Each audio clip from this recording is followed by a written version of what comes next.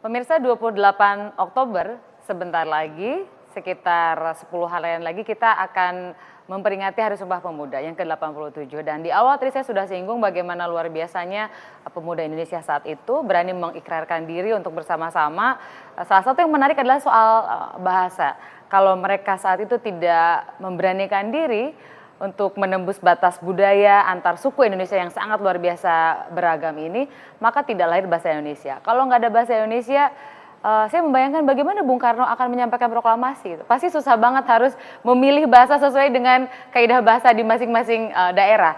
Nah, karena itulah terobosan yang sangat visioner di masa itu terus menjadi pegangan bagi kita semua sebagai pemersatu bangsa, dan kami akan tunjukkan pada Anda dalam sebuah tayangan berikut ini.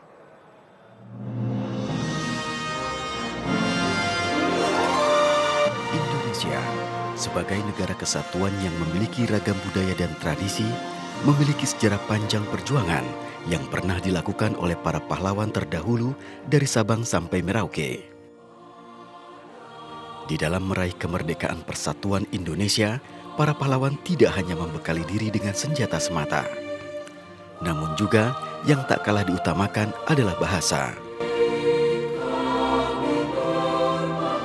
Sebagai negara yang terdiri dari beragam budaya, Indonesia tentunya juga memiliki beragam bahasa yang menjadi identitas kebudayaan di masing-masing wilayah. Untuk itulah, demi meraih persatuan Indonesia yang pernah dipelopori oleh sejumlah kaum muda di masa perjuangan kemerdekaan, para pemuda Indonesia pada tanggal 28 Oktober 1928 bersumpah. Kami putra dan putri Indonesia mengaku berbangsa yang satu, bangsa Indonesia. Kami putra dan putri Indonesia menjunjung bahasa persatuan, bahasa Indonesia. Setelah 70 tahun Indonesia merdeka, bahasa Indonesia tetap menjadi bahasa resmi persatuan. Di sekolah, dunia kerja, maupun di lingkungan keluarga.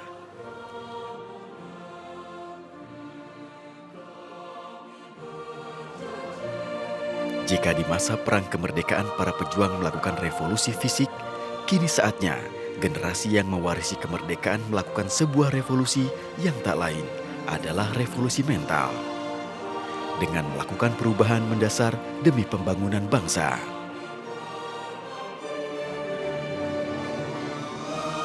Di era modernisasi, bahasa Indonesia mulai terkikis seiring derasnya laju kemajuan teknologi informasi yang merambah ke dalam berbagai sendi kehidupan masyarakat. Dan untuk itulah, bahasa Indonesia harus kembali menjadi bahasa yang diutamakan dan tak asing bagi generasi muda. Tim Liputan MNC Media memberitakan.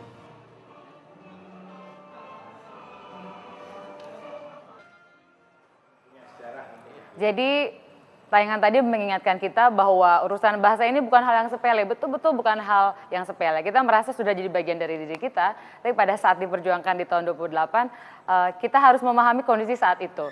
Kita bicara dengan orang tua pakai bahasa ibu, pakai bahasa masing-masing. Mas Wendo pakai bahasa Jawa, Bang Ervi asal dari mana Bang? Palembang tuh pakai bahasa Wong Kito Galonya, saya pakai bahasa Sunda. Nah, lalu mereka memberanikan diri memilih satu bahasa supaya kita punya komunikasi yang sama, karena kita pengen sama-sama. Nggak ada bahasa Indonesia, kita susah merdeka, percaya deh. Bagaimana kemudian ada media massa, nggak mungkin ada media cetak saat itu yang bisa memberikan informasi ke seluruh tanah air kalau bahasanya nggak sama. Jadi luar biasa pengaruh bahasa. Karena itulah kita hadirkan Kepala Badan Pengembangan dan Pembinaan Bahasa Kementerian Pendidikan dan Kebudayaan, Profesor Mahsun, yang asli Sumbawa ya Pak ya. Jadi hari ini kita sangat Indonesia Raya sekali, alhamdulillah Bhinneka Tunggal Ika. Pak, konteksnya bahasa Indonesia, revolusi mental yang digaungkan Presiden Jokowi, apa ya makna yang bisa kita mudah terapkan dalam kehidupan sehari-hari menurut Pak Mahsun? Ya, saya kira begini. Ketika kita bicara bahasa, maka yang ada dalam pikiran kita pasti bahasa itu tidak hanya sebagai sarana komunikasi, tapi juga bahasa membentuk cara kita berpikir, membentuk bagaimana kita memandang dunia. Saya ambil contoh, ada yang menarik ya, kajian yang dilakukan oleh Gallup tentang tingkat kebahagiaan manusia beberapa orang di negara ini. Ada 148 negara yang diteliti. Dan yang menarik ialah bahwa ternyata Indonesia lebih bahagia dibandingkan Singapura. Itu indeks kebahagiaan orang Indonesia itu ada 79, sementara orang Singapura ada 46. Dan menarik lagi kalau kita bandingkan dengan Singapura itu juga orang Indonesia ya. Orang Enggak. Indonesia yang lama tinggal di benar. Singapura. Jadi yang saya maksudkan gini, Atau yang nggak bahagia orang Indonesia yang iya. lariin uang ke sana. Silakan Pak, kembalikan ke soal bahasa. Baik. Jadi kalau kita pikir, kenapa kok malah orang Indonesia? Padahal Yang kalau lebih bahagia. dibandingkan dengan income per kapitanya jauh lebih tinggi Betul. Singapura. Singapura itu kan urutan 5 dunia. Iya. Nah ternyata kalau kita menelisik, ternyata ada hal yang membentuk cara pandang manusia-manusia itu. Yaitu misalnya kita bisa telusuri di dalam bahasa Indonesia ada banyak konstruksi yang menggunakan kata hati. Jadi ada patah hati, jatuh hati, buah hati. Ada 51 konstruksi yang dibentuk dengan menggunakan kata hati. Kata hati. Nah, semakin Hati-hati, banyak hati-hati dengan hati ya. semakin banyak kata yang digunakan untuk membentuk, berarti kata itu dipentingkan. Artinya orang Indonesia itu memandang hidup itu dari segi hati. Walaupun dia kaya, punya mobil banyak, kalau tidak bisa membawa ketenangan, untuk apa itu? Jadi ukuran kebahagiaan bagi orang Indonesia ada ketenangan hati. Dan yang menarik ini lagi ya, kalau Ini dalam sekali nih maknanya ternyata ya. Jadi dibandingkan lagi Singapura dengan Irak dan Afghanistan, ternyata lebih bahagia orang Irak dan Afghanistan. Padahal mereka kacau sedang balau. berperang kacau balau. Artinya buat mereka perang itu adalah mungkin fisabilillah. Jadi demi Tuhan mungkin bagi dia, sehingga ini bentuk kebahagiaan tersendiri buat dia. Jadi bukan pemenuhan material bagi dia, tapi bagaimana hati bisa dipenuhi. Nah disinilah bahasa lalu membentuk cara pandang kita, membentuk sikap mental kita. Oleh karena itu ada hubungan antara bahasa dengan membentuk mental kita. Oh, jadi indeks kebahagiaan itu selama ini kan kita berpikirnya ukuran-ukuran yang materi. Ada juga yang berpikirannya berhubungan dengan hati, tapi nggak kepikiran bahasa itu sebagai bagian dari pemenuhan hati kita. Ini jangan salah artikan ya, jangan kesannya orang Afghanistan sama Irak maunya perang terus. Karena hati mereka ngerasa terlalu terbakar gitu untuk menjaga harga diri bangsanya. Itu dari sisi apa? Bagaimana bahasa berpengaruh terhadap Pembentukan pikiran kita. Karakter mungkin ya. Betul. Iya. Jadi kalau kata hati itu ada berapa Pak konstruksi? 51. 51. Iya. Di buku yang saya punya itu ada. Ini saya boleh tunjukkan ya. Jadi bukunya baru. Tadi Pak Mas tunjukkan dan tidak sungkan saya memintanya untuk dibawa pulang. Indonesia dalam perspektif politik kebahasaan. Ada 51 kata diantaranya apa Pak? Jatuh hati, patah hati, kemudian rendah hati, rendah buah hati, hati, tinggi hati, tautan hati, patah hati, kan. Saya Bukalah tahu pintu hati. yang paling sering dipakai sama Mas Wendo, jatuh hati. Bukan patah hati, Mas. Jatuh doang. Nah, Mas Wendo ini kan menarik, ternyata bahasa itu saya nggak tahu apakah ada budayawan Indonesia yang justru melakukan atau membuat kajian khusus betapa bahasa Indonesia berpengaruh terhadap well-being atau kan kalau diterjemahkan sangkanya kesejahteraan, bukan kesejahteraan tapi apa ya, ke well-being itu bahasa Indonesia apa Pak baiknya? Kesejahteraan hidup lah ya kira-kira. Udah pernah ada belum Mas Wendo budayawan? Skala penelitian mungkin masih akan ini. Tapi bahwa ini cerminan sesuatu iya. Kayak kata tadi, hati tadi.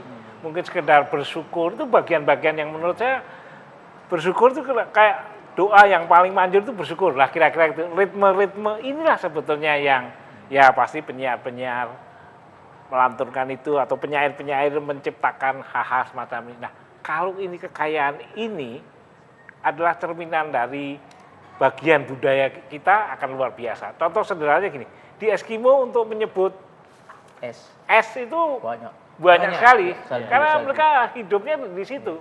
Di Jawa, tapi saya nggak bisa ngomongin di sini, ada nama yang akan susah diterjemahkan lain. Rambut yang tumbuh di tempat tertentu itu namanya beda-beda dan itu ada sendiri. Coba bayangin nenek moyang kita, iseng amat bikin itu. Tapi sama juga kayak orang Sunda misalnya. Orang Sunda tuh istilah jatuh aja bisa macam-macam. Iya. Ke depan jatuh apa, ke belakang dijungkel, ke bawah. Luar biasa nenek moyang kita itu. Sama dengan nenek moyang kita terkait dengan kosakata beras, nasi itu banyak sekali. Sedangkan bahasa Inggris hanya rice. Rice. Ya, Kalau sedangkan di sini rice skin. Beras miskin. Ras miskin. Nah, itu eufemisme. Jadi itu sebenarnya menggambarkan bahasa itu menunjukkan cara pandang manusia terhadap dunia. Jadi berbeda akan terekam pada bahasa. Ya. Nah tadi kalau dikatakan apa hubungannya bahasa dengan ekonomi itu sebenarnya sangat besar sebenarnya. Kesadaran Iya. itu ya Pak ya. Kita ngambil contoh gini ya. Kalau kita melihat misalnya kemajuan peradaban manusia, misalnya itu selalu dibangun dengan politik identitas, percaya pada keberadaan dirinya. Misalnya kalau kita lihat ya kemajuan Islam pada abad 9 sampai 14 ini kan mereka menerjemahkan semua pengetahuan Latin Yunani ke dalam bahasa Arab. Kemudian Latin Eropa yang sekarang Inggris, Prancis ini juga maju setelah menerjemahkan yang berbahasa Arab ke dalam bahasa Latin Eropa. Dan contoh yang paling mutakhir adalah Jepang. Jepang itu ketika mereka bangkit dari Perang Dunia Kedua, lalu mereka menerjemahkan semua pengetahuan dalam bahasa Jepang. Dia tumbuhkan kepercayaan diri, lalu mereka menjadi orang yang percaya diri dan menjadi negara yang besar kan gitu sekarang. Dalam kaitan itu Indonesia sudah sampai ke taraf mana menurut Bapak? Nah, saya melihat kita ini ada kesalahan sejarah saya lihat. Ketika STA waktu itu Sultan Takdir Sabana menggembar-gembor agar semua ilmu pengetahuan kita terjemahkan ke dalam bahasa Indonesia dengan harapan semua rakyat Indonesia mampu memahami karena dalam bahasa yang diketahui, itu kita tolak. Nah, ini menurut saya ini mengingkari sejarah. Padahal untuk menumbuhkan identitas ya harus percaya pada apa yang kita miliki, salah satunya bahasa. Nah, sekarang ini saya melihat bagaimana identitas ini nampak di dunia luar ruang pun kita semakin hari semakin tergerus. Coba kita lihat di luar ruang ada banyak bahasa asing kan gitu. Padahal yang akan kita layani itu orang-orang Indonesia. Kecuali melayani orang asing itu lain persoalannya kan begitu. Apalagi untuk anak-anak yang masih sekolah pendidikan dasar, terutama di kota-kota besar ada pilihan banyak sekali sekolah yang diantaranya adalah anak-anak lebih cas-cis dengan berbahasa asing ketimbang bahasa Indonesia. Iya, tapi ada fenomena menarik terkait dengan kebijakan pemerintah terkait dengan bahasa ini, yaitu tidak perlunya tenaga kerja asing yang bekerja di Indonesia harus pandai berbahasa Indonesia. Itu tantangan yang luar biasa bagi perkembangan bahasa Indonesia. Padahal harusnya dalam tanda petik dipaksa bisa berbahasa Indonesia. Karena di negara-negara lain wajib tenaga kerja asing itu menggunakan bahasa setempat. Jangan kan gitu, misalnya mahasiswa Indonesia kalau S1 di Jerman mesti bisa bahasa Jerman. Oh iya. Ke Cina bisa bahasa Cina gitu. Kerjaan rumah Bapak juga. Mari kita lanjutkan satu segmen terakhir ya Pak ya. Kita nanti akan bicara soal itu Pak, pengembangan sama pembinaan, kenapa pengembangan